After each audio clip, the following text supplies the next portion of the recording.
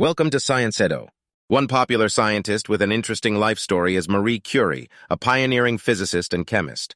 Here's an overview of her life and contributions. Marie Skłodowska-Curie was born on November 7, 1867 in Warsaw, Poland, which was then part of the Russian Empire. From a young age, she displayed a remarkable aptitude for learning and a strong desire to pursue higher education, despite facing gender-based discrimination in her time. In 1891, Marie moved to Paris to attend the prestigious Sorbonne University, where she studied physics and mathematics. During her studies, she faced financial hardships but persevered and graduated at the top of her class. In 1894, she met Pierre Curie, a fellow physicist, whom she married a year later. The Curie couple's collaboration was pivotal to the field of science. In 1898, they made a groundbreaking discovery by isolating and naming two new elements: polonium, named after Marie's homeland Poland, and radium, derived from the Latin word radius for its intense radioactivity. Their work on radioactivity opened new horizons in understanding atomic structure and energy.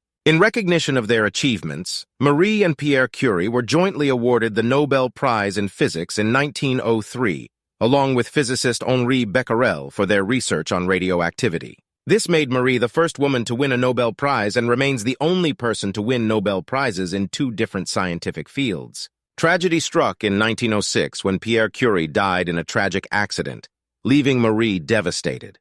Despite her loss, she continued her scientific work. In 1911, she won the Nobel Prize in Chemistry for her groundbreaking research on the properties of radium and polonium, becoming the first person to win Nobel Prizes in multiple sciences. Marie Curie's pioneering research not only expanded our understanding of radioactivity, but also laid the foundation for modern applications in medicine, such as radiation therapy for cancer treatment.